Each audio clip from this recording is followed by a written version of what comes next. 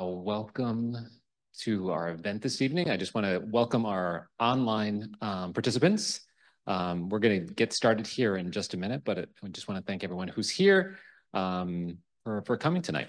I think we're ready to get started, yeah? So my name is Paul Fagan. I'm the McCain Institute's director of the Democracy Program. We're a proud member of the ASU family. And we're joined here tonight in partnership with the Alliance for Securing Democracy, which is part of the German Marshall Fund of the United States. Thank you again for joining this event, AI and the 2024 elections, navigating a messy information space. We have a great lineup of speakers tonight. I'll be your MC. And I'll introduce our speakers as the panels come up. Just a little bit about the McCain Institute itself. As I said, we are part of Arizona State University. We are a nonpartisan organization inspired by the late Senator John McCain and his family's dedication to public service. Our programs defend democracy, advance human rights, and empower character-driven leaders.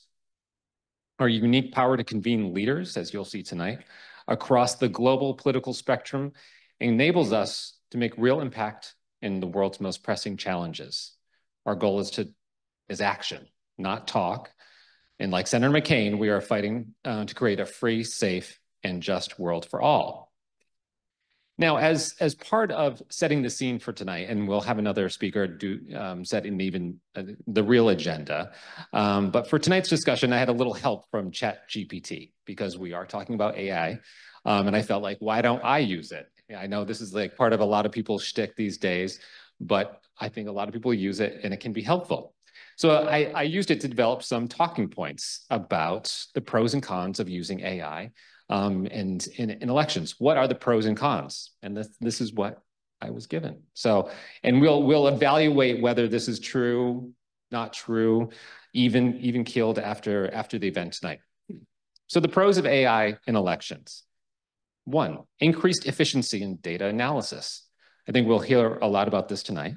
AI can analyze vast amounts of data quickly, and campaigns can target voters more effectively, ensuring resources are used efficiently. 2, enhance voter engagement. AI-driven chatbots and social media tools can improve voter outreach and answering questions, providing personalized voting information, and reminding people to vote, which we actually need people to do. This can help increase voter turnout, especially among young and tech-savvy voters. 3, election security, which is a big topic these days. AI can help in detecting patterns of cyber attacks, election interference by monitoring digital activities. We'll hear more about that tonight. Identifying unusual behaviors in real time. This contributes to safeguarding the election integrity by flagging potential threats. Number 4, streamline administrative processes. Voting in electioneering is a huge administrative process. AI can automate administrative tasks such as voter registration, poll working, poll station management, and vote counting. This reduces human error and speeds up the process, making elections more efficient and transparent. Now, what are the cons of AIs in elections? This is what ChatGPT also came up with. I don't know if this is a good thing that I'm talking about, but it is a big topic for everyone. The potential bias of algorithms. AI systems are only as unbiased as the data they are trained on. If AI is used to shape campaign strategies for voter targeting, it may unintentionally reflect or reinforce existing biases, leading to unfair advantages or voter suppression. The spread of misinformation. We hear a lot about this, something that in the McCain Institute we're very concerned about, spread of mis and disinformation. AI can be weaponized to create deep fakes, automated disinformation campaigns, and manipulate social media algorithms to spread false narratives. This can distort voter perceptions and influence election outcomes. Privacy. We all are concerned about privacy, but we live by our phones, we live by technology, but there's still a lot of concerns about AI and privacy. The use of AI for voter targeting often relies on collecting and analyzing personal data, which can raise significant privacy issues. Voters may not fully be aware of how their data is being used and leading to concerns over surveillance and data misuse. And continuing on the cons is the impact on election integrity. Over-reliance on AI for processes like vote counting or voter verification could result in technical glitches and system malfunctions. If it's not properly monitored or audited, AI systems could lead to errors and undermine trust in elections. So in conclusion, while AI offers significant benefits in improving efficiency, engagement, and security in elections, it also introduces challenges related to bias, misinformation, and privacy. So to fully harness the power of AI, we need a balance of innovation with strict regulations and oversight to protect the integrity of the democratic process. So there I had some help from AI, but I think a lot of that, we'll discuss tonight. But I'm going to really turn it over to our partner in crime here, Brett Schaefer from the Alliance for Securing Democracy, German Marshall Fund. And he's going to do an agenda-setting presentation. So Brett is a senior fellow at the Alliance for Securing Democracy. He's been there for several years, and he manages its Hamilton 2.0 platform, which I'm sure he'll be talking about. So over to you, Brett.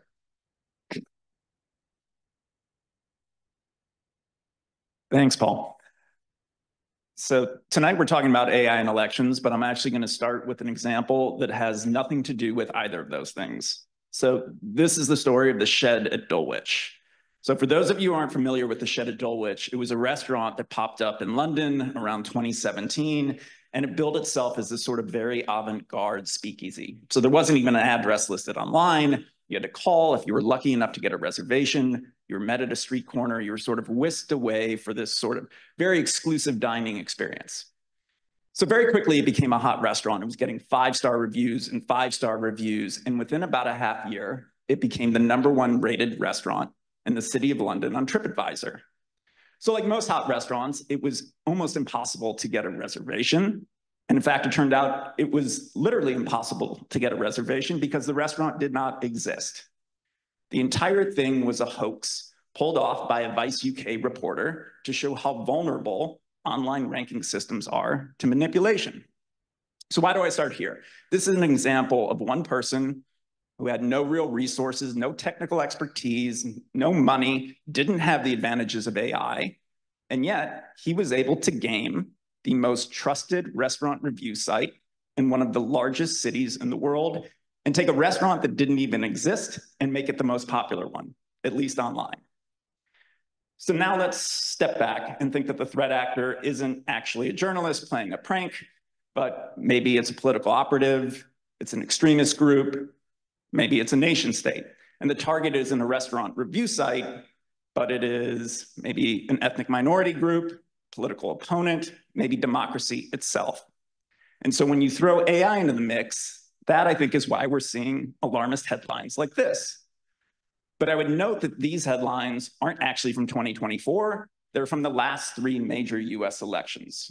So these are from 2018, 2020, 2022. They all predicted this sort of tsunami of deepfakes, and it didn't materialize. So why does now feel different? Well, partly because we are starting to see deepfakes come into play in elections around the world.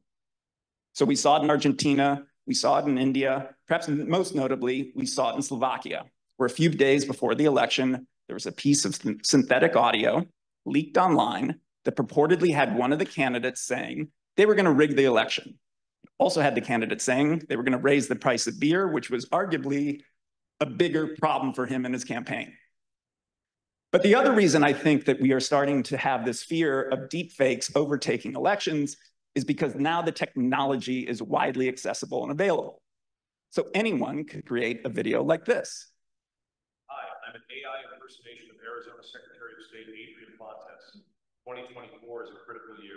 Angesichts der wachsenden Herausforderungen, vor denen Demokratien stehen, ist es umso wichtiger, dass wir uns hier beim Brüsseler Forum versammeln. Heureusement, Brett va aller au fond des 3 questions les plus urgentes. Premièrement, Taylor Swift et Travis Kelce se marieront-ils cette année? Повторив виграє Германия Кубок Європи. Infine, chi vincerà l'Eurovision quest'anno? Tossing back to Brett for this important discussion. And in case it wasn't clear, I'm not Adrien Fontes. This is an AI-generated deepfake. Good luck out there. So there you have the Secretary of State sitting there saying things he never said in languages he does not speak. So that was actually something we cut together for an event several months ago. So the content made a little more sense there. But we show it just to show how easy it is to pull this together. And so how is this technology different from what we had 10, 20, 30 years ago? If you remember the movie Forrest Gump, there's this famous scene where Tom Hanks meets with Presidents Kennedy, President Nixon. That took the best visual effects artists in the world a month to create about a minute scene. It cost hundreds of thousands of dollars. We cut this video with about 10 minutes, no money, and a few staffers. So it has really collapsed the technical needs, the technical abilities that are needed to create very believable, effective manipulation. So now time for a little pop quiz. So here are 4 images up on the screen. Who thinks they can detect the people who are real and the people who are AI generated? I'll give you a minute to look.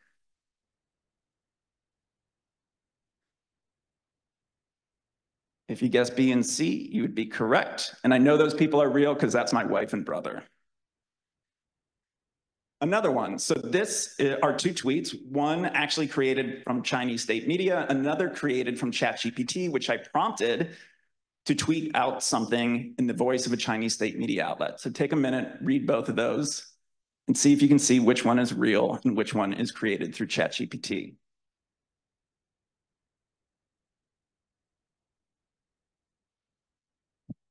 So the answer was A. And then a final one. 2 images of French President Emmanuel Macron fleeing from protesters. Now this one is probably a little bit easier to detect which one is AI generated.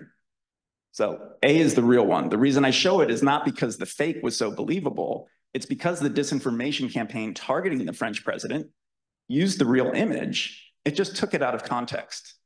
This was an image from a year prior. They juxtaposed it with an event that happened a day before. We've seen this kind of manipulation as long as the internet has existed. So in some ways, I've been skeptical about the power of deepfakes to really have an impact around elections, just because the cheap fakes have always worked perfectly well. And frankly, what we're seeing still, it tends to be very low-tech, old-school manipulation that works perfectly fine. So where am I concerned about the impact of generative AI on elections and democracy more general? One, it's democratized the disinformation landscape. You don't need to have a nation-state-sized budget to run a wide-scale disinformation campaign. It's improved the speed, the scale, and the volume of content that could be put out. So think back to the Russian Internet Research Agency. These were about 100 trolls sitting in an office building in St. Petersburg. Those same 100 trolls can now produce 10, 100 times the amount of content that they could, and it's gonna be better. The English is gonna be more accurate, the personalization is gonna be better. So this is sort of Henry Ford in the assembly line. You're just producing more, and you're producing better quality. And that's the thing too, the targeting is getting more precise. So you don't need to know English if you're sitting overseas. Again, you run it through ChatGPT, you'll speak like a fluent Native American or any other sort of ethnic group that you wanted to target. So just to show you an example of how this is actually being sort of borne out in propaganda campaigns that we are currently tracking. So here's an article from a site called Little Rock AR News, supposedly written by an author named Judy Allen. So our first clue that something was amiss here is that Judy Allen, the day that we spotted this, had published about 400 or 500 articles that day, which even in the modern media environment is pretty prolific. But the other thing we noted that was problematic is it looked almost identical to a Russian state media article that we'd seen published the day before. Then we did a little digging on Judy Allen and were able to determine that this person does not exist. It's an AI-generated image. And then we did a little digging around the internet and we found the same exact article on something called Albuquerque Breaking News. Different author, also doesn't exist, AI-generated image. And what we found was they were using very simple techniques to swap words in and out so that it would bypass Google and Bing's plagiarism detection. And so it appeared as if this were an original article. And once we had figured out the sort of process that they were using, we found 150 news sites presenting themselves as local American outlets that were rerunning Russian propaganda under the guise of being local journalism. But this was all very low tech. With ChatGPT, if they were a little bit more sophisticated, they could have targeted all of this to specific audiences. You take that same article and say, write it in the voice of a Trump supporter, a Black activist, write it in Spanish. And so as we look over the horizon, that's what I'm particularly concerned about. It's the real personalization, the customization of manipulation campaigns, of disinformation campaigns, targeted not just at groups, but at individuals.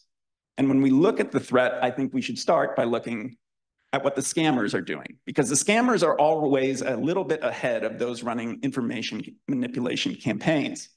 So you may have heard the story of parents being called and they hear their children, or what seems to be their children in the background, with somebody saying, "We've kidnapped your child," or somebody calling and saying, "Your loved one has lost their belongings in Europe," all to exploit loved ones to get them to send money.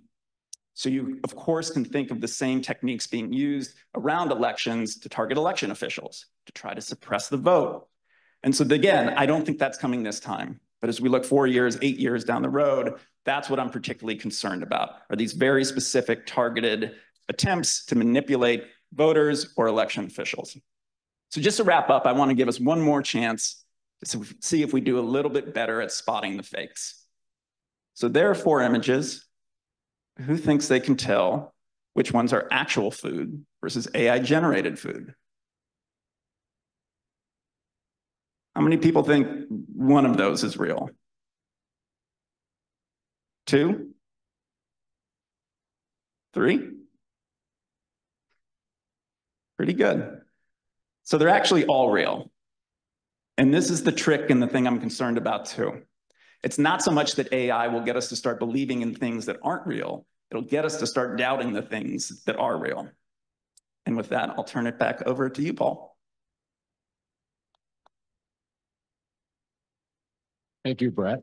And I think we can all agree that all those AI-generated pictures and whatnot are still pretty frightening sometimes. But speaking of AI-generated people, I'm here to introduce our next panel, which is going to be with the Secretary of State, Adrien Fontes. Thank you very much for being here tonight. I think we'll do it right up the two middle. And then Rachel Dean Wilson from the German Marshall Fund will do a fireside chat without the fireside chat. But we're excited that we have the Secretary of State and then an old McCain alum from the German Marshall Fund and Alliance for Securing Democracy. Over to you, Rachel. Thank you. Thank you, Paul. Thank you, Secretary Fontes. We're so happy that you are here for this important conversation. So I'm going to get this. Glad to be here. Situated. Yes, thank you. So Brett presented quite the picture for us on the AI threats front. You sit in a very particular role here in the state of Arizona. And obviously you have, I don't know what your full day focus is, but most of it's got to be on elections at this point. How are you thinking about the threat of AI in our upcoming elections? Well, AI is more of a vehicle than a new kind of threat. We've been facing misinformation, disinformation, and malinformation for quite some time in elections. In fact, American elections, going back to the beginning, have often, kind of played around a little bit with the truth here and there. Usually it's just a political thing based in the campaigns. Over the last couple of years, though, we've had the veracity of our elections challenged by a lot of these conspiracy theories and so forth. The nature of that is amplified by the potential that generative artificial intelligence presents. And we have also seen some of those tools emerge. The European example, we also saw it in New Hampshire during the primaries last spring. And so while we haven't seen a bunch of it materialize yet, what we do know is that the capacity and possibility of not only speeding up the bad information, but making it go broader and deeper than we can do it without those tools. That, I think, is the real threat. Thank you. And you've really nationally emerged as a leader on this topic, doing some pretty unique trainings here in Arizona with election officials to try to get them to really wrap their heads around what this could look like in practice. Can you walk us through a little bit what those, why do those trainings and what they look at? Was there more AI generated Adrien Fontes at those perhaps? Yeah, there's been a lot of deep fakes made of me recently. I am actually here. You could pinch me and I'd say ouch. The reason we wanted to do this is it actually harkens back to some of the ways that we prepared ourselves back when I was in the Marine Corps, right? What you do is you look to the weapons and tactics of the enemy, the other side, so that if and when those things show up in real life, you're not wowed by them. You understand them a little bit better and you're familiar with them. So this is what we wanted to do. Elections officials and elections administrators have for a long time conducted what we call tabletop exercises. We see these in law enforcement and the military. We've got a timeline that does not stop, and we want to be prepared for just about any scenario. So it's kind of like Dungeons and Dragons for election nerds, right? We role play through a scenario. You know, the power goes out over here, this system goes down over there. This time what we did, though, is in December last year, we engaged a deep fake of myself, and we did a couple of other deep fake just audios. The one of me was an audio and a video. And then we put them out there to the elections officials as part of the regular tabletop exercise. But we added this other dimension because if you think back a year ago, this sort of thing was really new, and it was just emerging in the election administration space as something people were thinking about.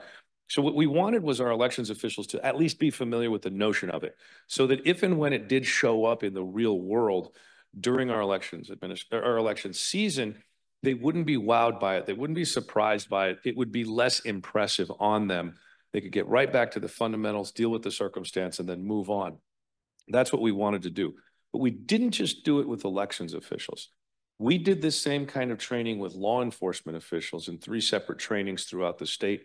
And then we invited members of the media, local media and national media, to come in, mostly so that we could train them on what our processes looked like, but also so that we could have partners in the entire election administration space.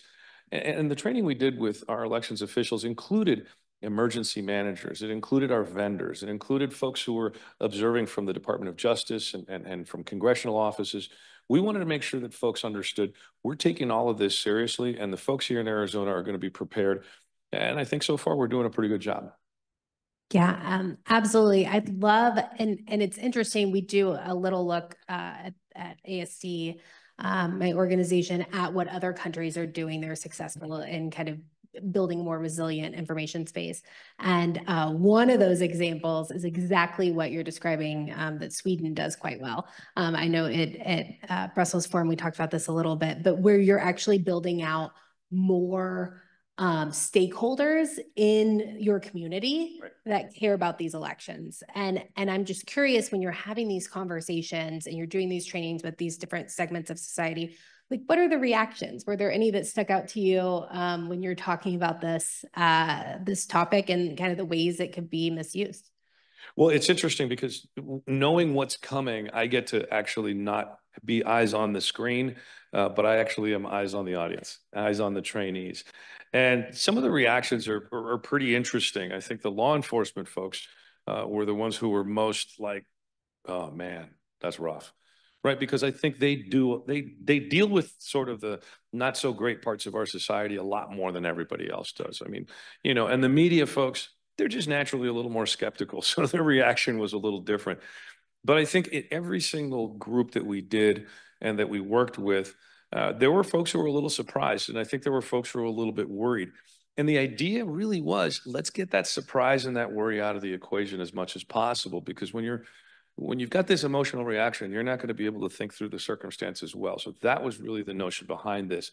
But I think the best reaction I saw was a certain election official who will remain unnamed, who during the course of the exercise in one of the back rooms, we had one of our technicians that was helping us from Palo Alto. I can't remember the name of the institute.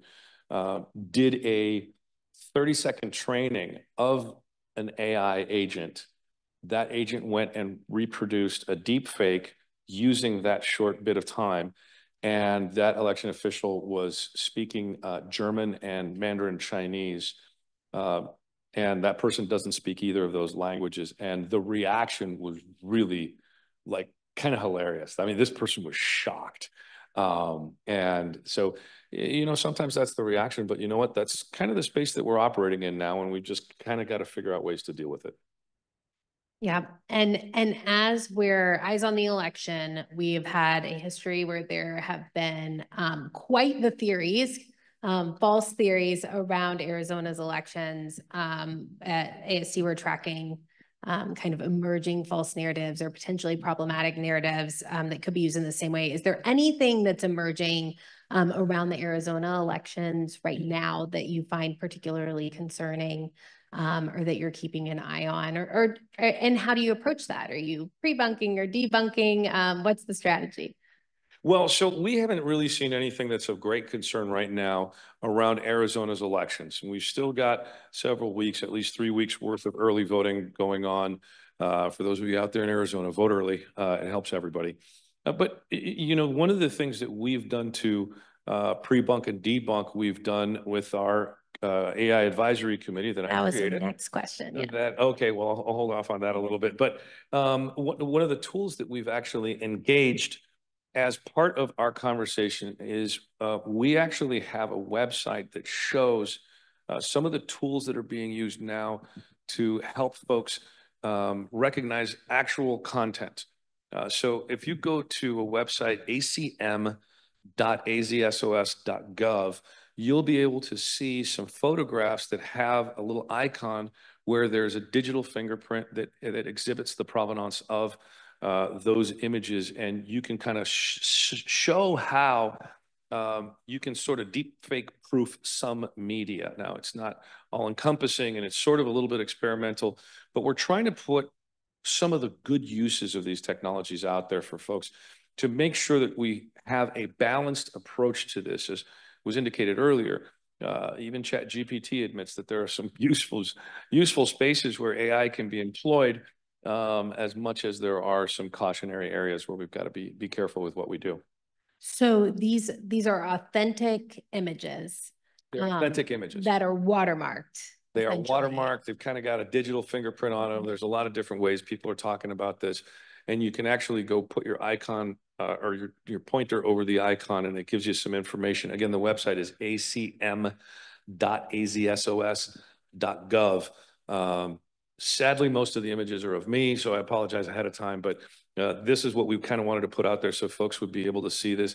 And maybe in future elections, you know, some of the scheming behind this is we might be able to create archives or catalogs so that the actual candidates will be able to use these tools on their own websites, so we can really get past some of the not so truthful stuff and find out what people are actually putting out there if that sort of thing becomes necessary. Excellent. And do you know of any other secretaries of state who are doing similar, providing similar types of images, or are you kind of pioneering that? You know, we're kind of at the forefront of some of this stuff, but at the same time, there's a lot of secretaries that have been able to work with their legislatures to get some you know, statutory changes on the books. I know California's done some stuff, Wisconsin, Colorado, some other states have really delved into this from that side. So it's kind of a shotgun approach around the country, what people are doing. I know we were the first ones to do a training, but we can't take credit for being the pioneers in every area, nor would we want to. It's a very collaborative effort, and folks are trying to adopt best practices as best as they can within their particular jurisdictions. Yeah, that makes a lot of sense. And it's one of the strengths of having this this decentralized system too, is you can try different things in different states. So I kind of cut you off when talking about the AI committee, but you put together this Arizona AI committee that's people from tech companies and civil society. Full disclosure, I'm on the committee. But to look at this problem and really kind of advise you, but I'd love to hear the idea behind this committee, and, you know, if it's changed how you're approaching this issue or how you're thinking about this issue. So really what we wanted to do is kind of try to figure out what we were doing, right? Because this isn't kind of something that state governments across the country can just grapple on their own. I don't think anybody can grapple this on their own. So we did exactly that. We got some folks. We've got you're in from the German Marshall Fund. We've got folks from the Brennan Center. We've got some folks from the Academy, different colleges and universities. We've got folks from OpenAI, Google. I think Microsoft is in there, and some other tech companies. And together what we do is try to think through some of the issues and the ways AI can both be a benefit and a detriment to our election systems. And the conversations are phenomenal. And as you well know, my favorite part about this, I have to share this, is at the beginning of every meeting, we do a round robin, and everyone in the meeting gets to share for about 2 or 3 minutes what has happened in the world of AI since the last meeting. It is one of the most fascinating, mind-bending moments that you'll see. And I usually am exhausted by the time that part's over. But some of the things that we've produced, for example, is a one-pager on artificial intelligence and elections that if we haven't published yet, I think we'll be publishing out of the office real soon. And that really was a creation of the committee. We will also be convening, as you know, live here in Arizona sometime in the next couple of months. And then we'll be putting out a report at the end of that after the election season. So we really are bringing these folks together. The conversations are robust. And in some times we actually get to challenge one another. You know, folks in the academy will challenge some of the folks in the technology spaces. And we, in my office, with some of the staff that are on these meetings, we get to sit and listen and absorb a lot of this conversation and try to find ways that we can benefit not just the operation that we have, but the voters that we impact and taxpayers writ large, just to do our jobs better in this very rapidly changing landscape. And this one pager that's coming out is like about navigating the information space.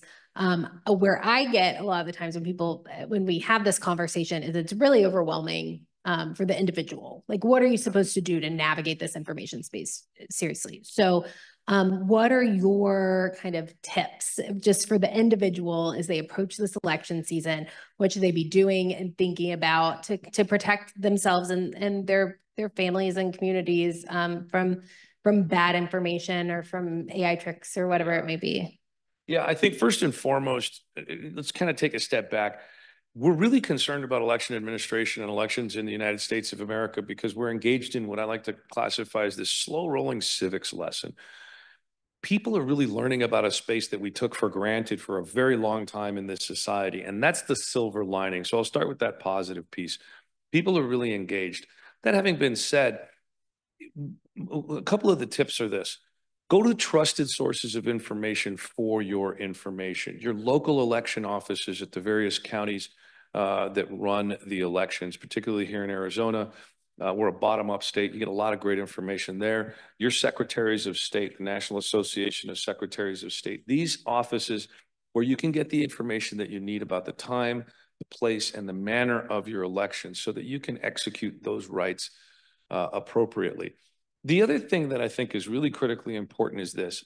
If you're getting a piece of information that invokes some kind of emotion inside of you, stop for a minute, take a breath, think about it. Think about the source of the information. That's always a good idea, no matter what the information is. We tend to kind of just look at the headlines and then move on. We need to be a little more responsible as consumers of information and use a little bit of caution. That to me is one of the most important things that we can do. Double, triple check, look around at things. But if something feels a little weird, chances are it probably is. Yeah, that check your emotions piece is so critical, and the scams that Brett brought up totally play on your emotions, but that's when you make those less rational decisions. So I can't imagine the number of times you've gotten the question I'm about to ask you, but I think it's because it's the question: what keeps you up at night when you're thinking about things, challenges, potential problems in AI and elections? I'll scope it a little bit for you. Yeah, that question is the center block on my bingo card for whenever I have conversations. I'll be honest with you. What keeps me up at night isn't anything necessarily in the AI space, in the technology space, in the election administration space. What keeps me up at night is that we still have elected officials and candidates in this country who will purposefully lie because of grift or because of some kind of political advantage that they think they're going to get. And they are the ones who are dividing us one from another based on lies, based on zero actual truth. And it keeps me up at night because what they're doing is eroding the civic faith that we as Americans should have in one another. That's the real issue that we're facing right now. Most of this corrosive information originates outside of the United States, but it's amplified by domestic actors. And that amplification is happening within our political system by people in power in many cases. And that's the real tragedy that we're facing right now. So to me, the greatest harm that we're experiencing is from within. But let's be clear, it's not, I think, originating from inside this country. What we have are foreign actors in Russia, in Iran, and in China who know they cannot defeat us militarily. They know they have nothing against us economically. They know that the only way that they can beat us as a nation is to keep us from being able to move forward together. Divided as we have started to become, that's when we're weakest as against their influence, as against their capacity to run their agendas in the rest of the world. We as a united United States are real powerful, and I think we're a real force for good. And that's what kind of bugs me, is that there are folks inside this country who are helping them with their agenda, completely not recognizing how useful they've become to those foreign enemies. And it is interesting. They all have their own slightly different geopolitical goals, but it's a good day for Russia, China, and Iran when the United States looks divided and like democracy is a mess. That's exactly right. Yeah, that's definitely true.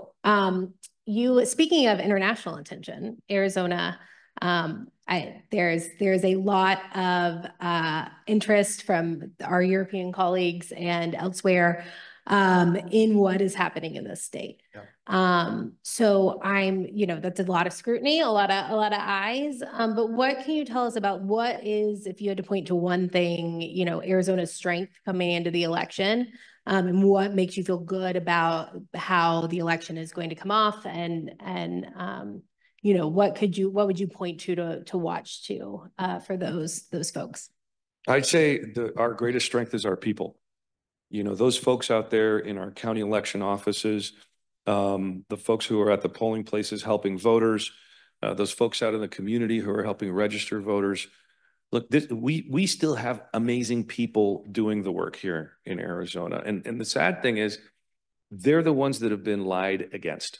Their reputation, their integrity, their honor is what's being called into question, because, as you well know, Arizona's counties run our elections. There's no one person in control of anything. And those county election offices, the county recorder's offices, they're run by good people who are well-intentioned. They are our neighbors, they are our relatives, and we know them locally. And I believe in them because they have consistently run great elections in Arizona.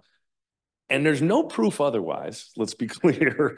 There's a lot of conspiracy theories otherwise. There's a lot of lying that goes the other direction.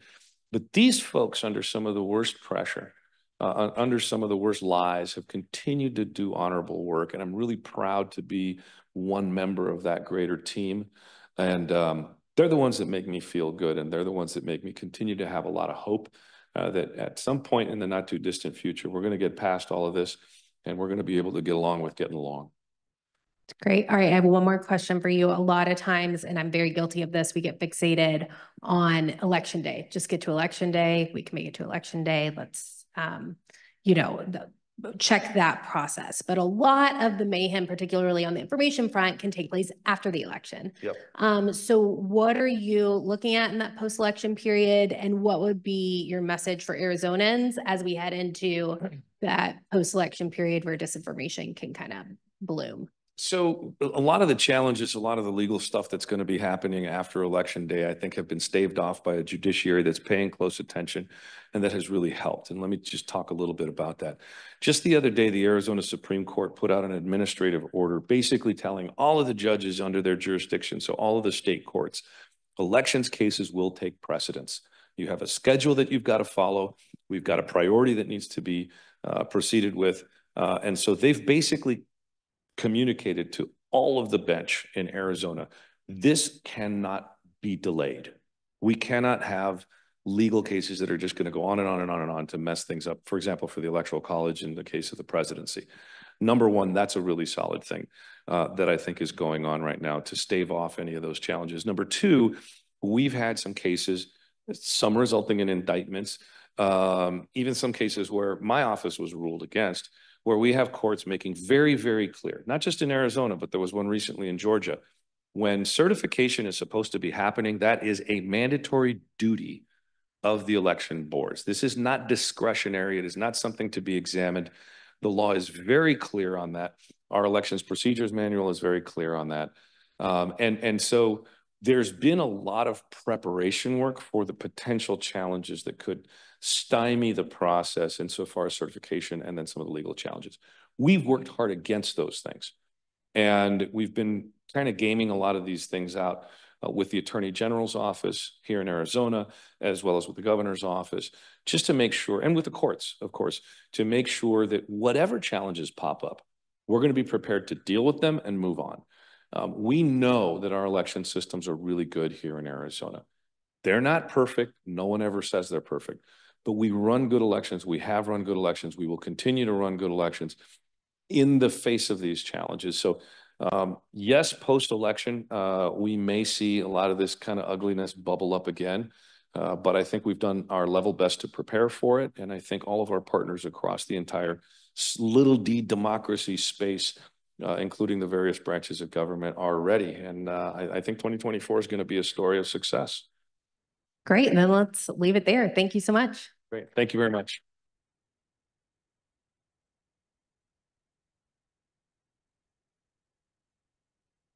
I just want to say thank you to Secretary of State Adrien Fontes. Thank you for coming tonight. You were, I think, the epitome of what John McCain would say, serving a cause greater than oneself. We have Bill Gates in the audience. He's been to a lot of our events.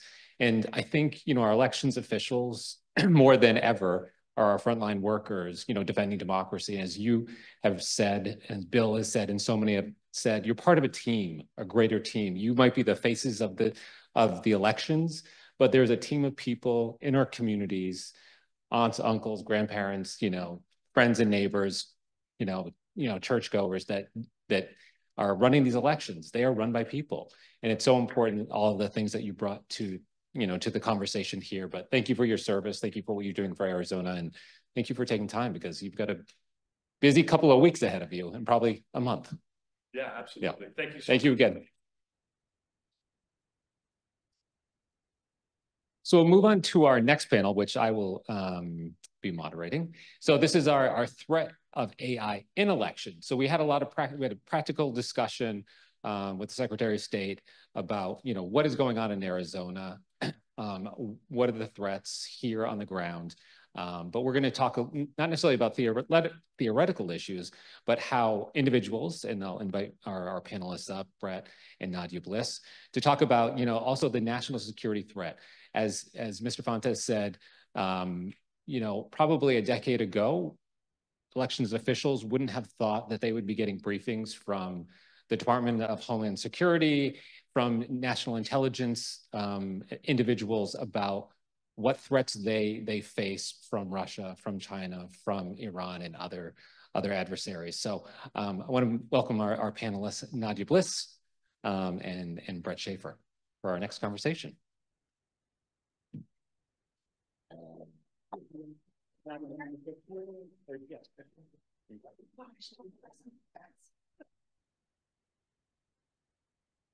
So just a quick introduction. So Nadia is the executive director of ASU's Global Security Initiative. And again, Brett is with the Alliance for Securing Democracy at the German Marshall Fund. We're going to be talking about the threat of AI in elections. And I'm going to just open it up to both of you, and maybe first turn to Nadia, just for a couple minutes to set the scene, AI in elections. What are the threats? So over to you, Nadia. Thank you. Okay. So first of all, thank you so much for inviting me and having me here. I believe I am clearly the nerd here this evening. So I just want to contextualize sort of my background and experience. I'm a mathy computer scientist with about 20 plus years of experience in national security R&D. So that's sort of the perspective that I'm talking from. I have lived in Arizona for the last 12 years working for ASU, and I will say that I absolutely love how our elections are administered. So I want to thank the Secretary of State. I just received my third or fourth text message that my ballot has been counted and my signature has been verified. I feel really good about that. Okay, so a couple things. I just want to say a few sort of core points and then go back over some of them, and please interrupt me at any point. Information space is really messy. There's lots of issues. We'll talk more about the fact that adoption of AI is happening very, very fast. And I think as a computer scientist, I would like to see some breaks on that process. However, our elections are secure. They're well administered, and I would say that, so my sort of top recommendation is always to trust the experts in the process. So I think checking sources continuously, I think that's a really important point. I do think let me hold this further away. Is that where I went better? Okay.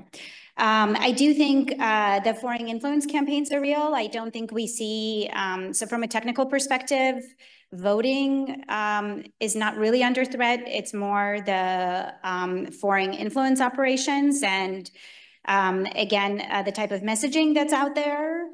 I do also think that part of the reason the information environment is as it is because the incentive structures are such that push us towards adoption of technologies and push towards engagement, as opposed to kind of validity of information.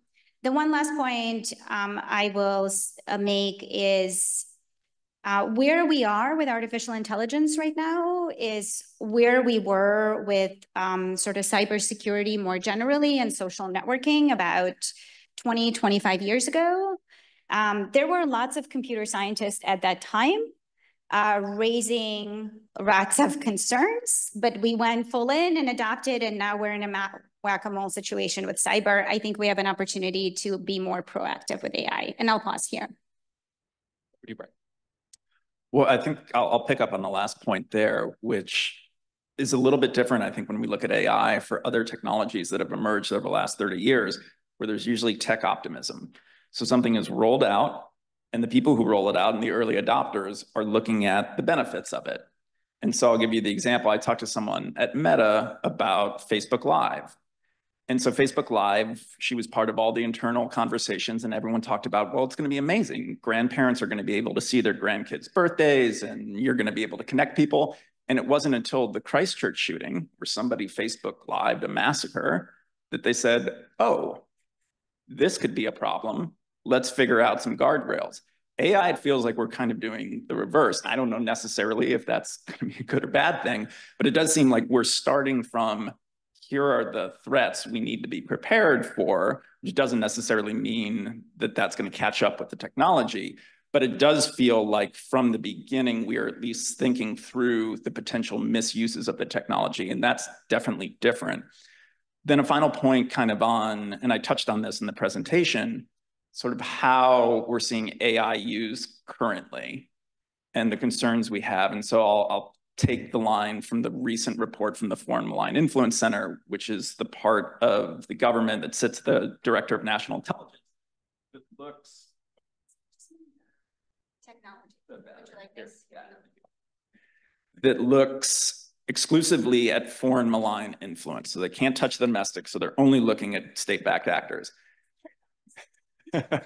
And their evaluation is that AI has improved and accelerated foreign malign influence campaigns, but it hasn't revolutionized them.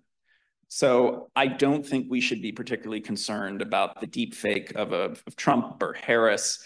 Again, I think the concern is this pollution in the information space. So if somebody has a narrative that is particularly problematic, it now seems as if it's coming from 50, 100, 200,000 different sources and can kind of drown out the competing voices who are not using manipulated information to get their message out. And so I think that's the challenge, right? Because we don't want trusted sources to use the same sort of manipulation techniques that the adversaries are using. However, the adversaries are gaming the system. And so it's the drowning out of the positive messages that I'm concerned about. Yeah, I'm pretty not, yeah. Brett, I do like the fact that you brought up Facebook Live, and new technologies were always used, were seen as positives. You know, the introduction of Facebook, the introduction of Twitter, just like the personal computer, everyone got excited. Those of us who have been working sort of in the democracy field for decades, saw how Facebook, Twitter, the World Wide Web really opened up information for people living under dictatorships, authoritarian countries.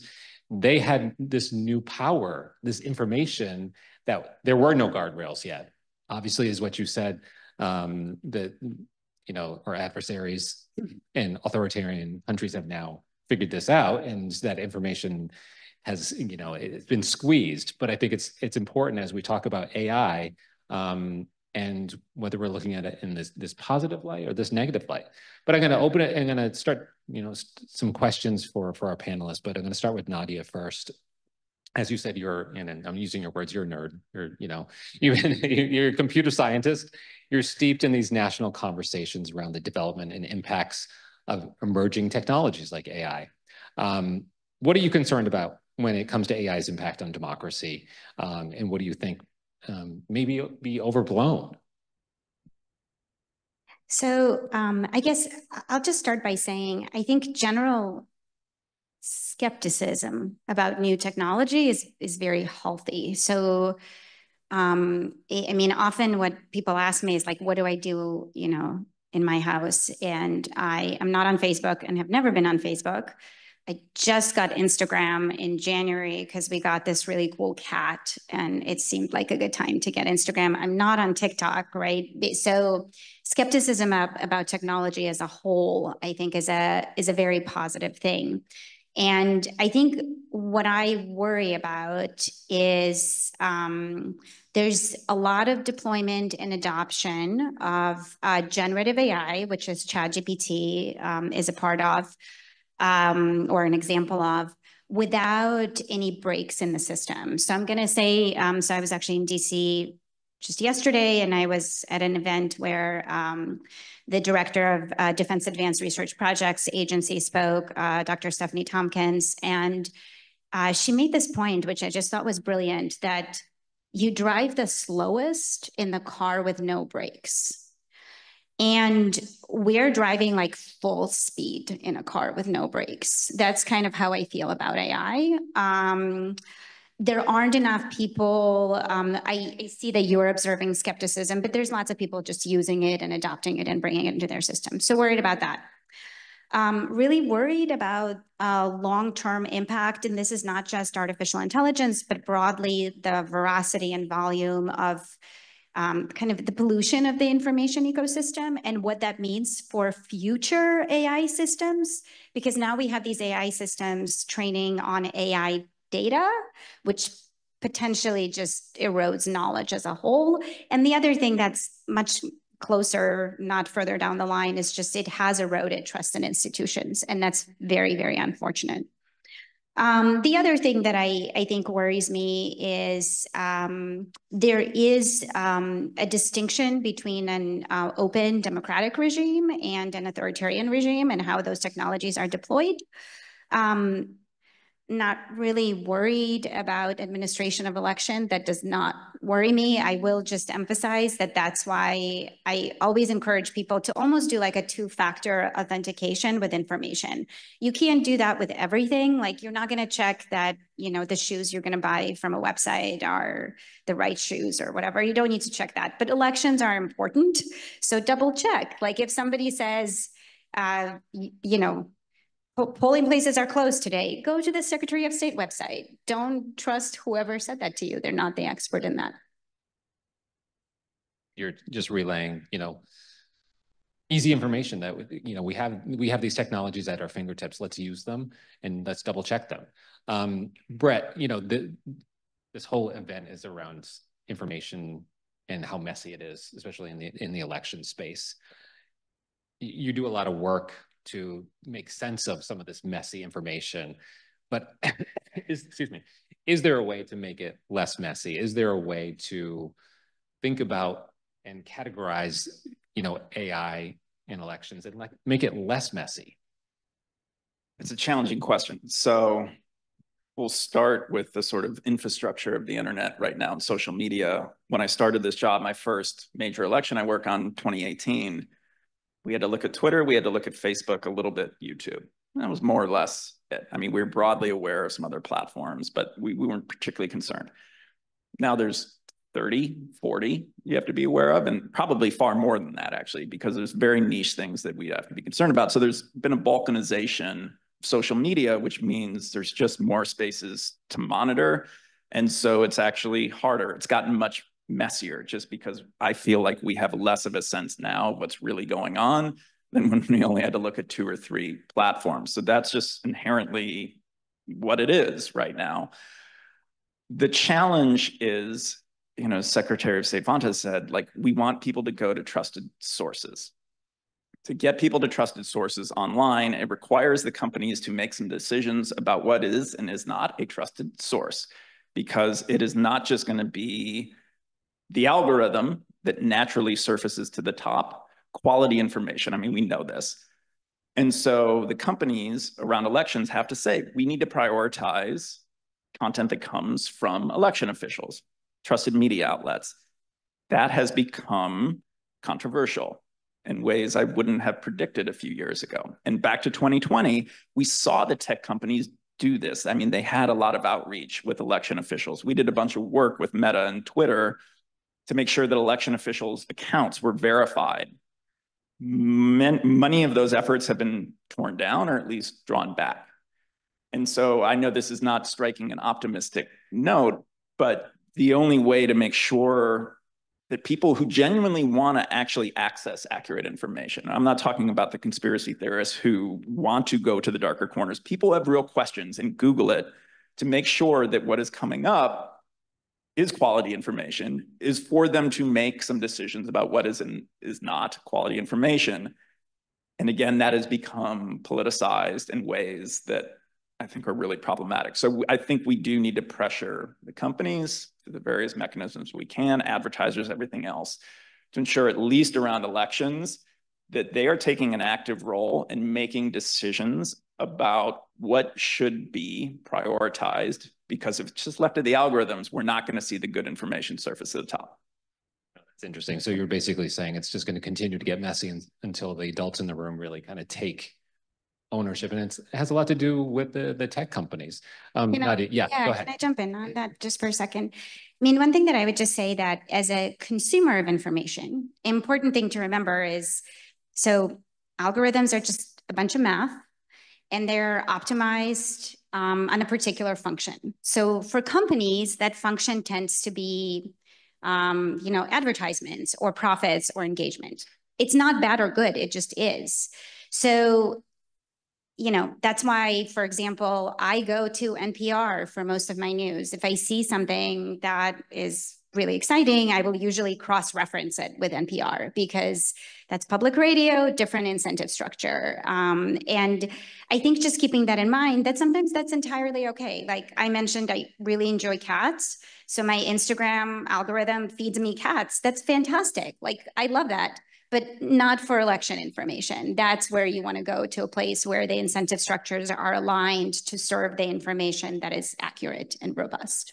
Let me throw this out there maybe to both of you. I'm going to go off script a little bit, but to your point of where people get their information, a couple of years ago, we did a poll here in Arizona of young people, 18 to 29-year-olds, and where they consume their news. Where do they get their news? Number 1, YouTube. This was 2 years ago. So maybe, you know, it's been inversed a little bit, but TikTok, Snapchat. So if you're talking to young people, I'm not saying that we're old, but if you're, but if you're talking to young people and saying, okay, go to do your two-factor two-factor, and they're gonna be like, okay, I'll go to YouTube and then I'll go to TikTok, or I'll go to TikTok and Snapchat. I mean, I'm talking, you know, I'm thinking about my teenage girls, and this is where they're consuming their information. So how do we get to the point where maybe like the Snapchats and others become a little bit more like NPR, where that we as the adults can trust that information? And maybe I'm overstepping the line here, where maybe Snapchat and some of these other platforms would say, we do provide this information, but I can tell you from personal experience, and you know, just children, they don't get this information very easily. I think we all sort of wax poetic about the days where there were 3 evening news, and that's where everyone went. It's not coming back, so we should push that to the side. And you're right. I mean, to go to an audience of 18 to 22-year-olds and say, you need to start going back to legacy media that you've never looked at in your life and trust them, it's just not going to happen. It's not the reality right now. Does NPR have TikTok? I don't know. I'm not on TikTok. Yeah. Oh, fantastic. PBS. Go to the PBS TikTok. So, I mean, we have to meet people where they're at, right? And this is sort of a shameless plug, but what Rachel and I recently did a week ago or so in Pennsylvania is we convened a dinner of influencers, like actual influencers. And so these are lifestyle bloggers and everything else, and connected them with local and state election officials there, just so that they're in the same room. And so that the election officials, and this happened, could give out their cell phones, say, you know, hey, if you have a question about something that pops up around the election, reach out to me, because they know that then the influencer can reach out to their community. So I think we need to, and I struggle to do this because I'm not a fan of the sort of influencer community, but we need to look at them as sort of the new community activists, as new sources of media, and bring them into the fold. And, you know, it's hard because you're not dealing with 3 legacy media. You're dealing with a bunch of different spaces and individuals. But I do think we need to do whatever we can to just accept reality and bring in the people who are influential and who understand their communities online and off, and make sure that they have access to the election officials, to people who have accurate information, and let them do their thing and hopefully spread positive, accurate information and not conspiracy theories. Just to emphasize that point, I mean, I really like that framing, because essentially what you're saying is go back to the experts, right? So will we be able to not have TikTok or Instagram or whatever the next thing will be? No, of course not.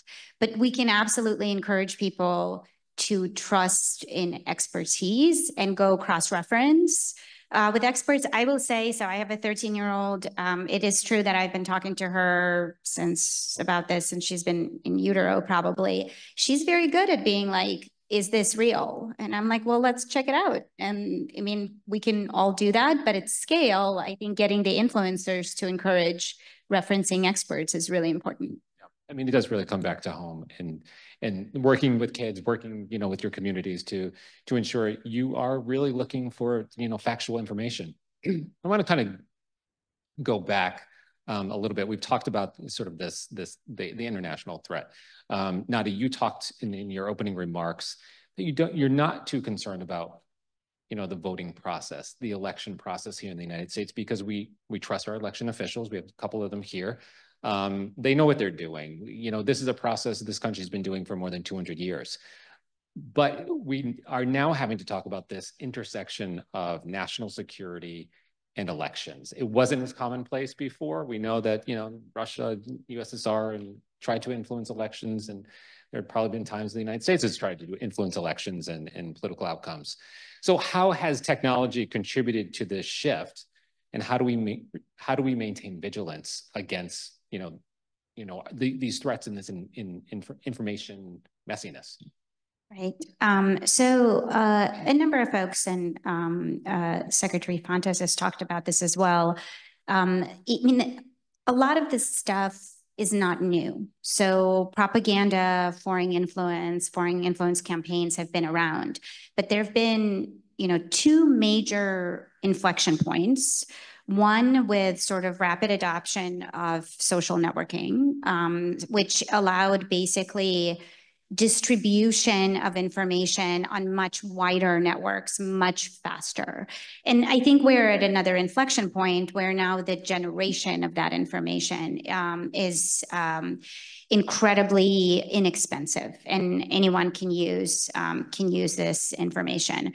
So are the foreign influence campaigns a threat? Absolutely. I think, again, as you can probably gauge, I do trust our institutions. So I think it's a good practice to cross-reference agencies that are responsible for these sort of things.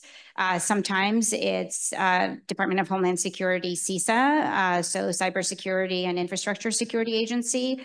The Office of the Director of National Intelligence tracks these kind of things, so those people are aware of those threats. As an individual, like, no silver bullet. I'm going to come back to, you know, maybe it's because I work in this space, but those news articles from Arkansas, like, they're obviously not real, right? I mean, that does not look like a trusted source by any means. So I think, and you have to be a little careful, because I do think in our communities, we have trusted parties. So you have to sort of apply that filter of like, okay, well, I'm not actually going to listen to what my mom is saying about what's happening. I'm going to go to either NPR or PBS or whatever news source that you consider is reliable. Wrap it up, but I just want no, you're good. But I just want to ask you one last question, just about, you've been tracking elections around the globe. You've seen some trends in AI usage, positive, negative. What can we Americans expect in the future? And how do we safeguard? You know, there are also a lot of the states are making, developing laws about, tagging AI in campaigns and advertisements. So I'm just, wondering, as we're looking around the globe, what are some of these trends and how can we defend against them? We actually haven't seen as much AI as I think everyone predicted for 2024. I mean, I gave a few examples, but they've been limited. And so particularly around the EU parliamentary election, the UK election, French elections, each one of those was sort of ramped up, waiting for, again, the deep fake that would topple things. And it hasn't happened. So that leaves me a little bit optimistic, although I don't think we should let our guard down, because just because it hasn't happened doesn't mean it won't happen. And so I don't know what to predict in 2 years, because the technology is going to move so fast. I have no idea what 2026 will look like. But I think for this one, I really don't expect there to be the October surprise of a deep fake. And if there is, frankly, I don't know if that's really going to move the needle. I don't think it's going to change many votes. So I'm relatively confident that we are prepared for it this year. And I make no predictions for 2 years. No, but I appreciate that. I think both of you have painted a pretty positive and optimistic picture right now, that AI deepfakes haven't had this huge impact on our elections, on global elections, as people thought this year of elections, where nearly maybe more than 1 billion people have gone to elections.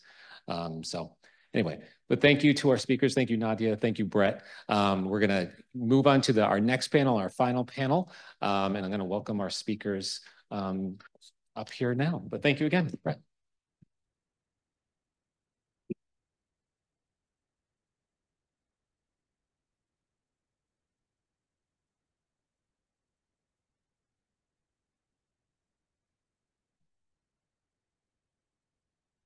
The microphones, but we are moving on to our next panel. This is the Arizona impact. So we're going to talk about Arizona. It's sort of like a bookend of talking about threats, globally and nationally, but bringing it back to Arizona, because I think for our listeners, for people here, and for us, everyone, Arizona is ground zero. Along with Wisconsin and Pennsylvania and Georgia. But so much has happened here over the past few years that we're really honored to have all of you who have great experience. So we have Bill Gates, our supervisor for Maricopa County Board of Supervisors. He's had a couple of stints as the chairman of Maricopa County, and he's become famous, as has Adrien Fontes, or infamous. Also, Sarah Gonski, a faculty associate and ASU elections law expert. And this is going to be moderated by Stephanie Tsai, anchor PBS NewsHour West. So over to you, Stephanie. Thank you so much. I don't do these things often because this is usually when I'm on the air, but I love the McCain Institute. I got to interview John McCain a couple of times when he was running for president. And I saw that Bill Gates was going to be on my panel. I interviewed Bill Gates about 6 months after the 2020 election. And he was in the midst of personal attacks from his own party, facing, I think, jail time or the threat of it. And all the way staunchly and courageously defending the rule of law. And I say that not as a journalist because I don't have opinions as a journalist, but as an Arizona voter. So it's an honor to be again with you. And I can only imagine what you're going through. Yeah, I think applause is warranted. I can only imagine what you're going through. The election has started, voting has begun here. 2 years ago, there was a printing issue. 2020, there was conspiracy theory from the get-go, questions about the tabulation machines that you had to defend in and out of court and in the media. And now we're talking about artificial intelligence and generative intelligence. And I know you're on the way out from this position, but this is the best time to interview a politician. Like, where does this rank on your list of worries right now, Bill? Well, I think, first of all, thank you for having me. It's just so honored to be with everyone here this evening. I think it would be naive to say that it doesn't rate high. It is a concern because our voters are concerned about it.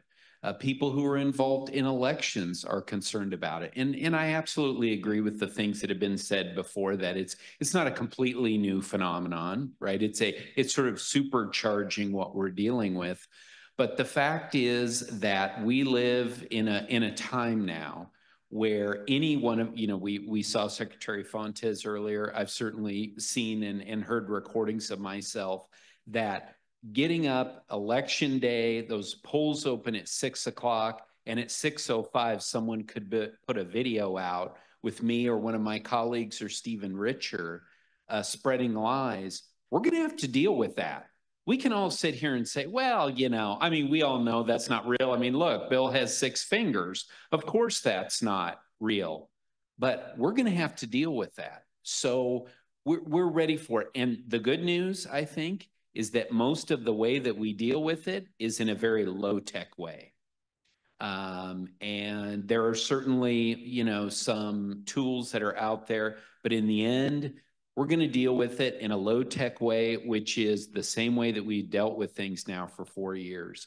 Because unfortunately, we have been under attack, all of us here in Arizona. And so this has become a way of life. So it's different.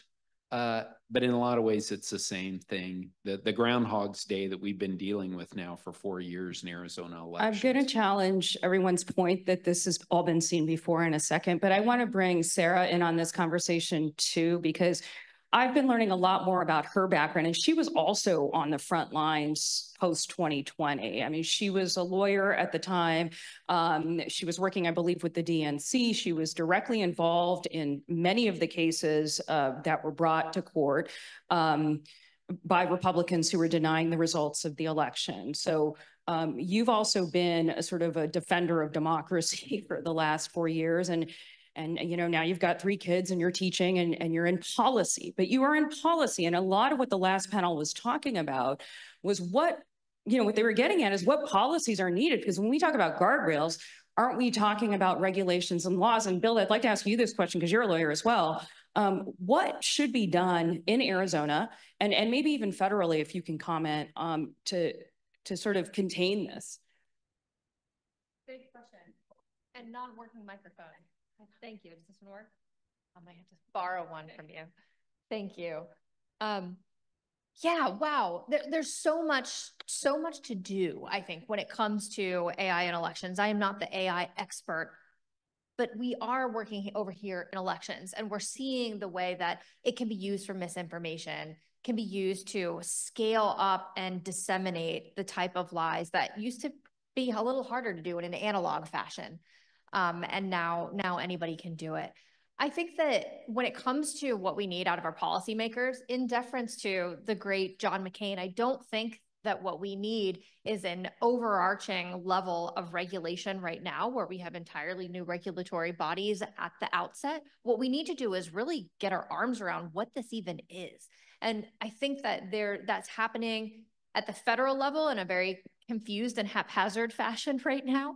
We're seeing it happen in state legislatures throughout the country in very limited fashion. I think in Arizona, for example, we've seen some legislation Other states have seen similar that's focused on deep fakes in the campaign context. That's good. That's a start. But there's an enormous world of what impact AI can have in the elections administration space, both for bad and for good, that we can have that conversation, but we are not currently having that conversation. Bill, do you have a perspective? I know that I have read that after you're done with your service as supervisor, you're planning to start this democracy lab at ASU. So I assume this is something you're going to be looking at. Do you see policies that could be enacted currently at the state level or the federal level to put some guardrails on generative AI? Yeah, no, that's definitely something that we'll be looking at the Mechanics of Democracy Laboratory. But I'm like Sarah, I'm hesitant, and this partially comes from my philosophy, my political philosophy. That we have to be careful about, starting to limit, especially we're talking about speech. I mean, that's what this is. We can call it, high tech, but this is speech. So we have to be very careful about it. But I love the comment that was made earlier. I think you made it about, with Facebook Live, it was like, oh, isn't this great? And then, oh no, there's this dark side to it. But with AI, and a great credit to those who work in the area, that we looked at it right out of the chute and said, uh-oh, we need to figure out, what guardrails should there be? What are the dangers that we're facing? And like every organization that I'm aware of has an AI committee. So it's great to see this very organic, that we're seeing in different organizations, private sector, public sector, higher education, that people are looking at this, studying it. That's a wonderful thing. And I'm sure that bubbling out of that, there will be some policy prescriptions. But even though we're thinking about it as we go into elections here, I don't think we know yet exactly what policies and laws ought to be passed. So as everyone here knows, Maricopa County is the second largest voting county in the country, and one of the most important in the country as a swing county. So you said you're prepared for this. I just want to read something that challenges this notion that we've seen this all before, and this is just amplified. And this is directly from the Cybersecurity and Infrastructure Security Agency's website, CISA.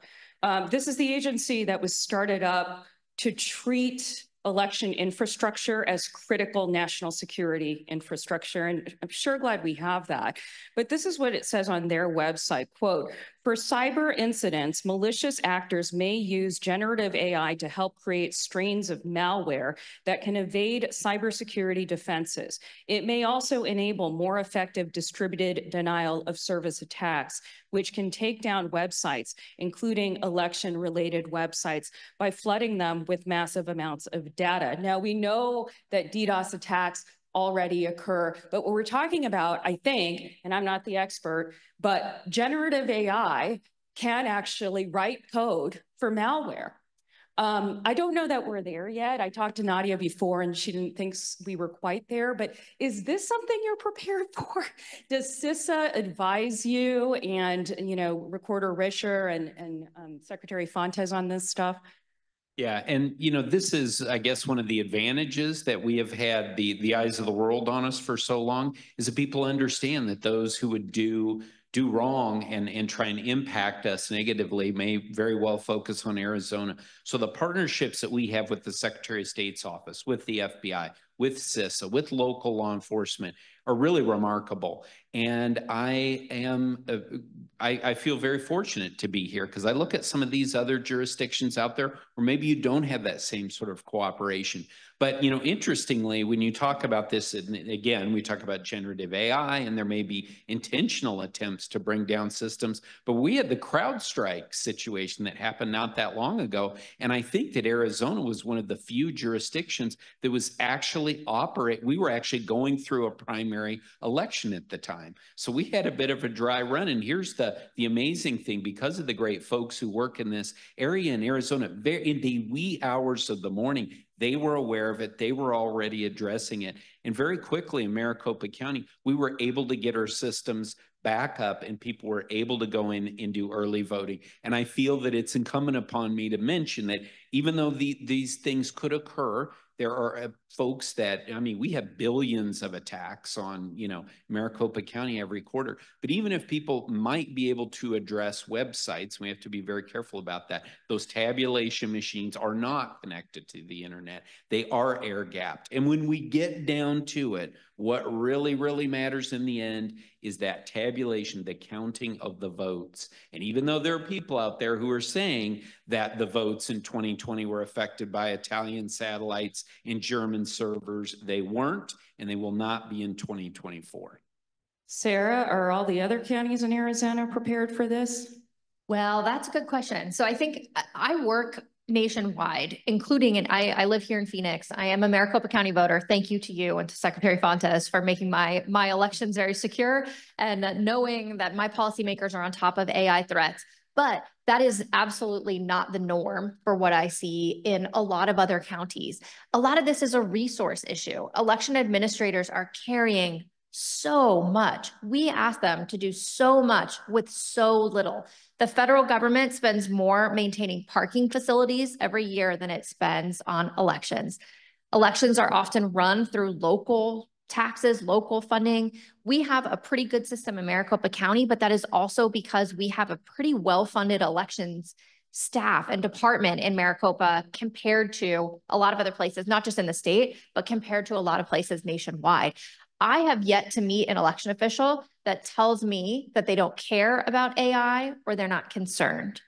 But I meet a ton of them who tell me I cannot prioritize learning more about AI and doing something more about it without dropping another mission critical task. So what we need to do, I think, first and foremost, when I'm thinking about what to tell policymakers about this, is if you want election officials to know more about AI and look out for themselves, fund them. Give them money, give them people in their office, people that are maybe statewide resources that they can tap into. They need to be able to have trainings and resources to be able to get on top of this threat. We cannot keep expecting them to just add more things to the backpack that's already stuffed full. That's a great point. Maricopa County, I would imagine, would be a better resource. Bill, you brought up this phrase earlier, low tech. That there's like low-tech solutions to addressing a high-tech problem, which also brings to mind another conversation you and I had earlier this week, which is that there's like this movement for hand counting, for getting away from the electronic voting machines, while there's like 70% of the population getting their news from an algorithm. How do you think about that? I mean, it's kind of mind-blowing. You've got this like drive for low-tech voting, and yet you have this potential for AI to help with voting systems. And then this threat in the information landscape from artificial intelligence. It's all happening at one time. It is all happening, and I actually think it's all related, because I think that's part of what's, and this is, and this is the thing, when we look at the concerns that some people have elections, we need to look behind it, and where's this coming from? Where's this fear coming from? And I think part of it is this fear of change. And when you hear about generative AI and these things that we can't even wrap our brains around, you know what I can understand? I can understand counting pieces of paper. I can understand that. And that makes me feel good. So as opposed to, and I'm not saying that anyone in this room would, but as opposed to poo-pooing that, we got to figure out where's that concern coming from. And so although AI may have some answers for us and may help us in this process, we have to be careful, and that's something that I know we've done here, the elections officials in Arizona. And this was an issue actually on the 2020 election when our former Attorney General, Mark Brnovich, we got into it over this issue, whether we were using AI, whether the recorder was using AI. So this becomes a political issue as well. And again, it's incumbent upon us as elections officials to explain what is happening and what isn't happening. And it is, as was said earlier, it is a bit of a civics 101, but we have to do that.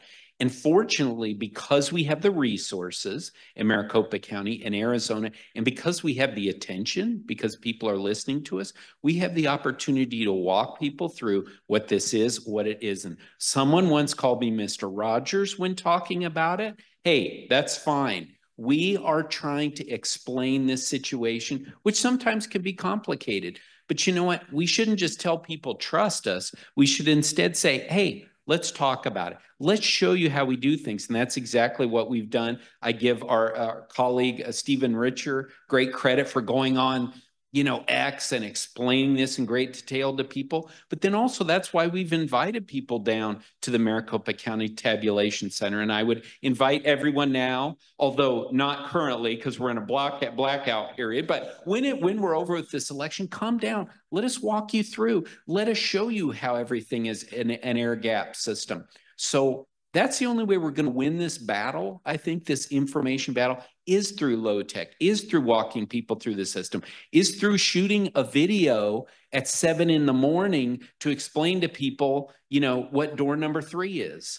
That was, and we had to do that because unfortunately there were people out there in 2022 who were trying to frighten voters and trying to, concern voters so much that they ended up spending hours standing at the polls when they could have simply put it in door 3 and the ballots were going to be tabulated later that day down at our central tabulation center. So that's what I mean when I say low tech solutions. Yeah, absolutely. But, the issue all along has been the degradation of trust in institutions and the way that social media, even pre-generative AI, has accelerated the sense that we can't trust anybody and we don't know what's real. I imagine that's something we should expect going into November as well.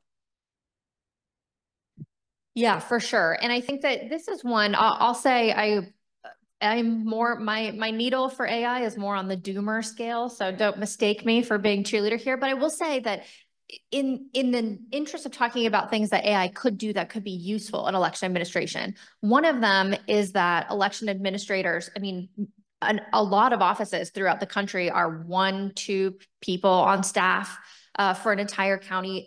They're not necessarily comms experts or graphics experts that can make a really good ad that they can put out. LA County translates their election materials into 18 different languages. They cannot hire somebody to do a radio ad or a TikTok ad if you want to reach the young voters in 18 different languages or anything like that. So there is a world in which you can see that AI could be useful for automating some of these election tasks. In particular, if AI is going to kill us through misinformation, it can also help us create pre-bunking materials that academics have shown. There was just a study I saw today on the value of pre-bunking about how long election results should take to become final. And some academics looked at that and said, this is actually a very effective method, is to get out in front of the bad information with good information. But making that good information and getting it out there, it takes resources, it takes staff time. A lot of that can be done quicker if you can use generative AI for good in being able to create some voter materials, some good graphics that are helpful in various languages.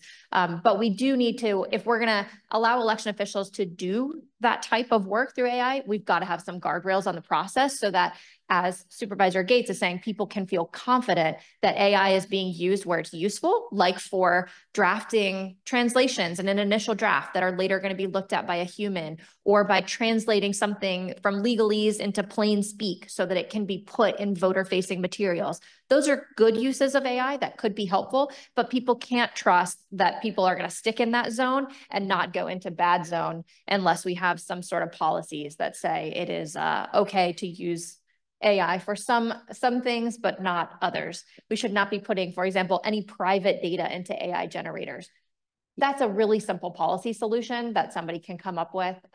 We'll see if they do. Well, that goes into the point about there's also, besides this drive for sort of low-tech hand counting, there's this drive for more transparency of the voter rolls, right? And more transparency of voter data.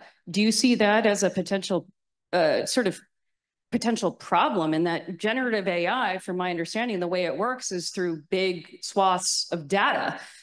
So the more we make transparent, the more data it has to manipulate us. And you've talked earlier about an example of how that voter data might be used nefariously. That's right. Yeah, we've absolutely seen this, that in a lot of state legislatures over the past couple of years, there's been a push to make more information about voting subject to public records requests.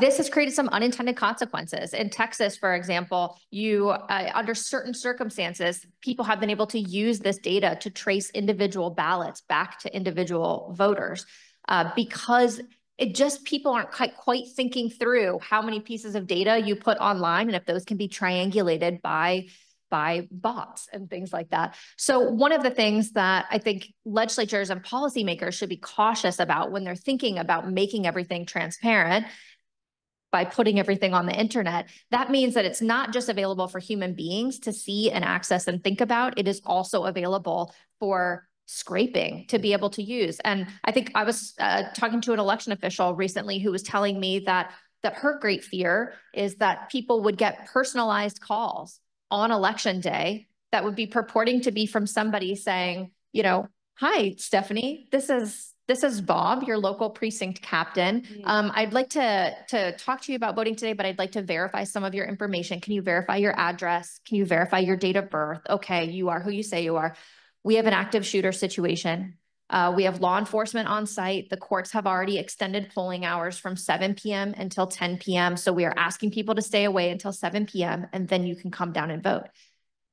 And the issue is, I think this is similar to what Secretary Fontes was saying earlier, that he's worried that it would be him in the idea.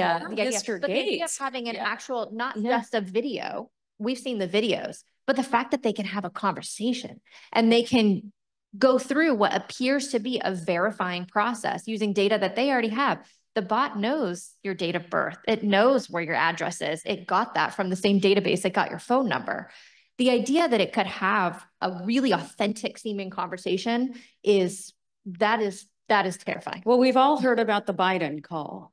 And I think that was the moment at which I really sort of freaked out about the potential. And I don't know, Bill, if you have anything else to add before, I'm going to, in a minute, bring up the rest of the panelists so the audience can ask any further questions. But do you have any final thoughts?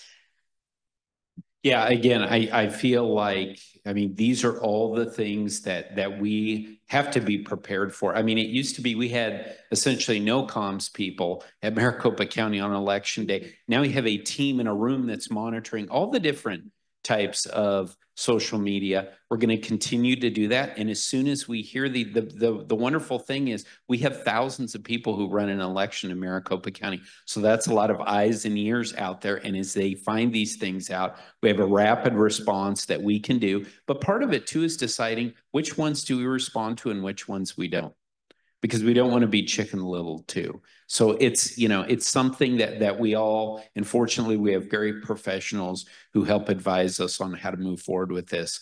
But bottom line is low tech is good. We're going to continue to use it to battle the high tech tools that are out there. And we would be naive to say that we don't expect people that are going to continue to try and disrupt these elections, unfortunately. But through the partnerships that we have, we're ready for that and grateful for everyone in this room and out there on Zoom that are doing the same and will be helping us.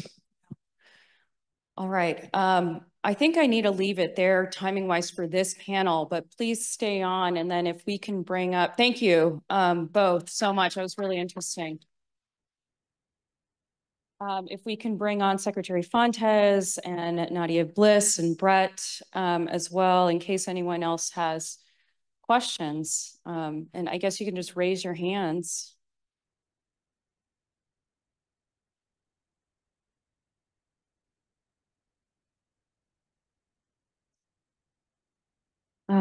Yeah, here, I'll bring my microphone over.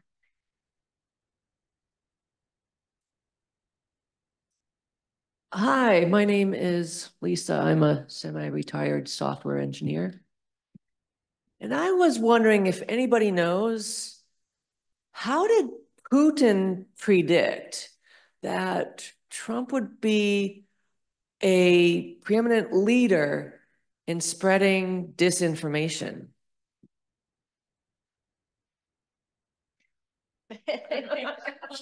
I don't think there was any direct prediction from one leader to the next leader. I think, you know, if you look back at a lot of the ways that the former Soviet Union has spent its time and energy manipulating other countries and other spaces.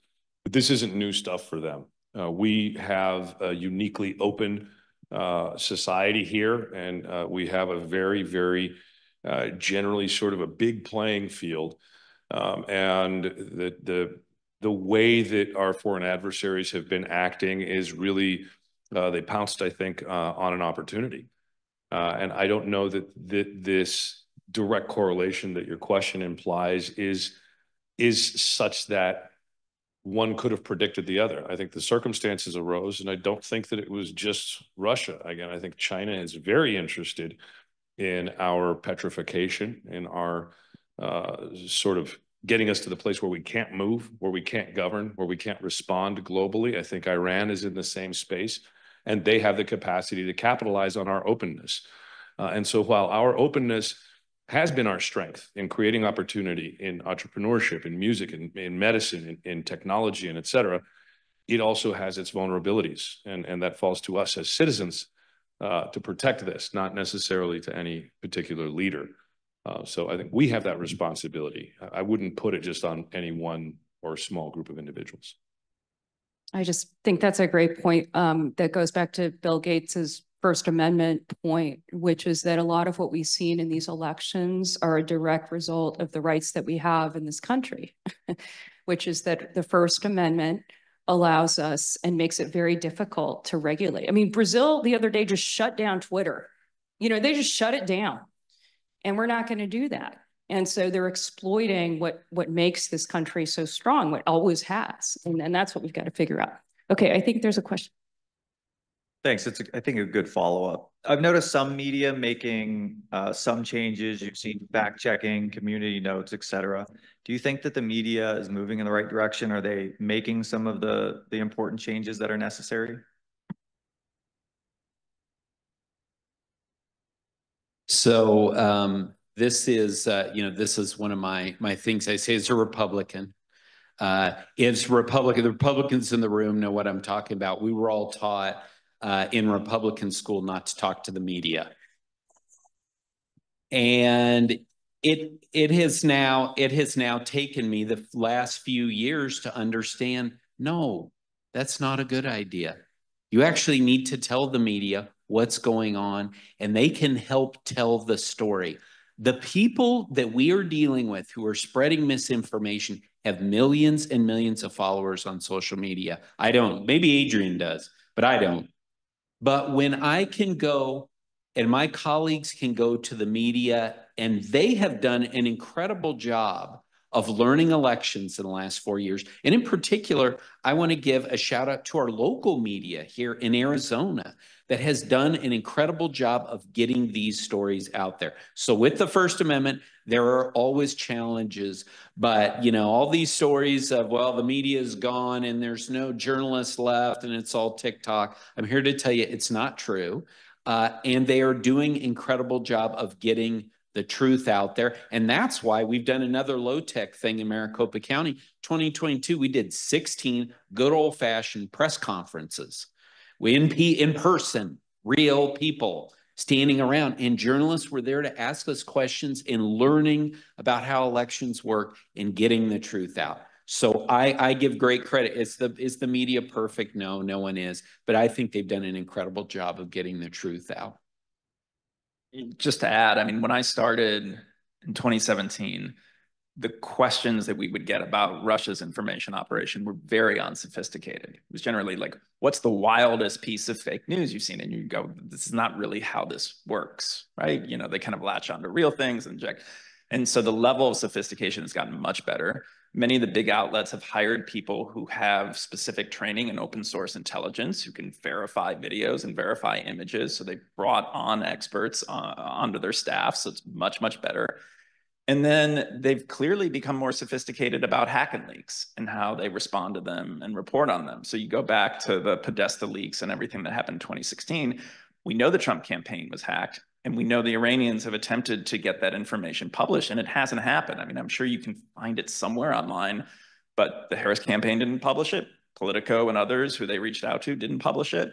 So I think they have learned and have gotten much better at reporting on this in general, but specifically dealing with information manipulation threats that require them to play an active part, which they haven't this cycle.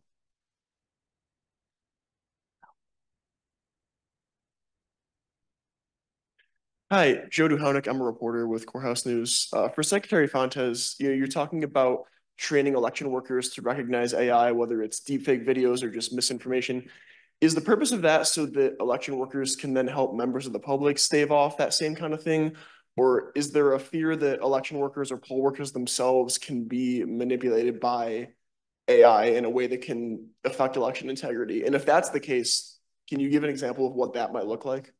Well, so all of the above and then some, right? I think what we really wanted to do was give our election workers, and also in the other workshops, law enforcement and the media, give them the space to explore what this is about. Give them a comfortable space to ask questions about it, to familiarize them with it. I would liken it to, orientation when you get to your first year as an undergraduate. Right? You go, you hang out, you learn where the cafeteria is, you learn where the library is. Am I dating myself a little bit here?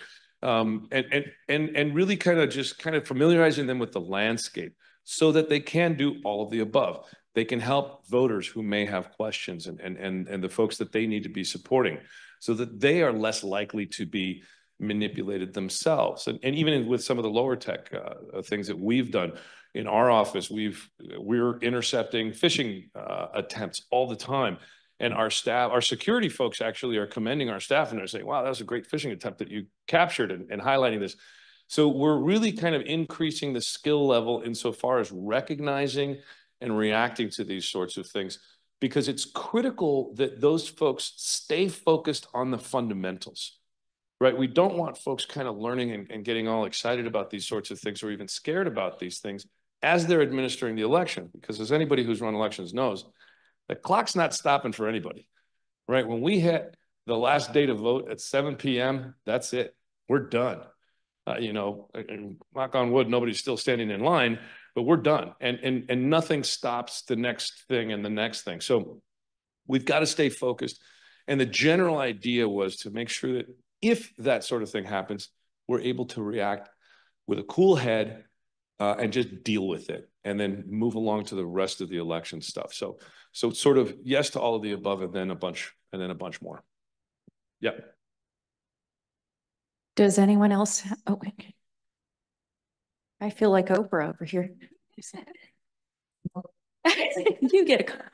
I get a car. Thank you all. This has been fascinating. But I want to ask a question and have you maybe play out something for me that alarms me the most about all this. So I agree, absolutely, very well done elections in Arizona. And I think any reasonable observer, having seen what has happened in the last 4 years and the last 2 years, has to admit that. Having said that, I'd be very interested to know your thoughts on what happens when I think part of the reason those institutions work so well is particularly in 20 and 22, they were led by people of integrity, one of whom's here, actually two of whom are here, but, and mad respect to Stephen Richer, right, who had to spend a lot of time bucking his own party and going through a lot of grief in doing that. So my concern is what you think happens when we elect somebody to lead those institutions, who currently is campaigning as the election denier. I want you to play that out for me in your mind. How much should we be worried?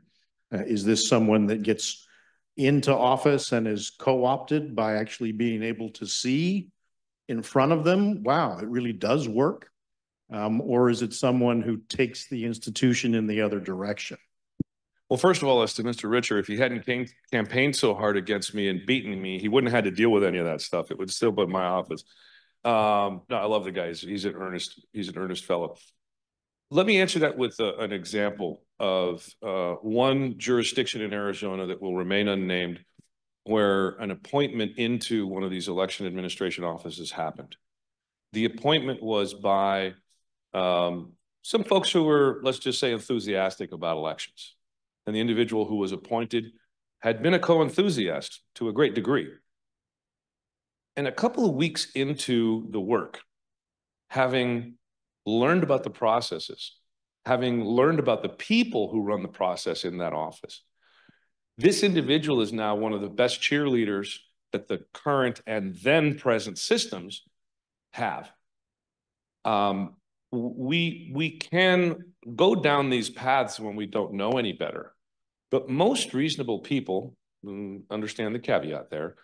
I think once they really see, as Bill so eloquently put out, bring them in, that low-tech tour, right? When you see the checks and balances and when you understand what's happening in there, the edge tends to soften significantly. And I think, and Bill, I'll give you the mic in a minute, because we've seen this over and over and over again. We've seen it play out. Is that going to happen with any one particular individual? I don't know. You know, but I do know that there are examples out there of folks who were election deniers who went and learned and saw and experienced and came around and are now not occupying that space. Yeah, I completely agree. And this is the key, I think, is humanization, okay? It is real easy, and I think some of the loudest election deniers out there right now who are elected officials aren't involved in elections. They're in other offices, and so it's easy for them. They know it's clickbait. They know they're going to raise money to criticize. But this is what I always say almost every day. Elections are not run by faceless bureaucrats. They're not run by robots. They're run by people. And once you have the opportunity to get to know these people and understand that they've been doing this for 20 and 30, 40 years, so they're experts at it and they're good people. But really, in the end, the bottom line is you don't know what those people are going to do until they're sitting on the dais, until they're in that office. And I can tell you right now, I've learned more about myself than I ever could have imagined by being an elected official. And every single person I know who's an elected official, I know them better because I saw how they dealt with these situations. It really does get down to character. And so I can't tell you who has good character and who doesn't until they're actually in those positions. I'll end the question with a note of hope, which is that in Colorado, there was an elected official, Tina Peters, many of you may have recognized that name, but who came in and was elected and was really entrusted with the people of that county to run elections in that county, came in and completely betrayed the trust of democracy and of the people there, handed over a lot of equipment to bad actors, did everything that she could to really get in the way of the smooth functioning of that office. And the hopeful note is that people swarmed in to help. People from all over Colorado, I've talked to election officials who went in and got the call. They were retired and got the call saying, come in and help. We have to run this election because we have somebody here who's completely flown off into the ether and left this thing. People dropped vacations. People did everything that they could to go into that office to help to make sure that voters' data was secure, to make sure that the equipment was getting back up to speed, to make sure that that equipment went off and that election went off without a hitch. And Tina Peters, just a few weeks ago, was just sentenced to 9 years in prison for that act. And if you need a pep talk at any point over the next couple of weeks about our election, I highly encourage you to go watch the YouTube clips of the judge at that sentencing hearing, because for anybody that has been, I can't imagine how it must have felt for Secretary Fontes and Supervisor Gates. I hope that you have seen it. I hope you play it every night because you guys have both been really at the front lines of this. But the amount to which the judge expressed disappointment and talked about how this election and this democracy was bigger than one person who was going to try to thwart it should make all of us rest at least a little bit easier as we go into the election and are not sure whether any election deniers are going to take office. There are helpers everywhere. They will come out. Democracy will prevail. Sarah, I'm so glad. I see Paul there, so I think I'm supposed to end. I think that was a great note to end on, which has been my observation. I covered the 2016, the 2020, the 2022, is that for all of the existential questions that are being posed to our country and our democracy right now, as somebody who's lived overseas, who's lived in communist China, our system is holding. It's holding. It's held. You were part of the court cases. You were part of it. You were part of it. You're going to be part of it again, probably. And it's holding. Paul, I'll let you say goodnight.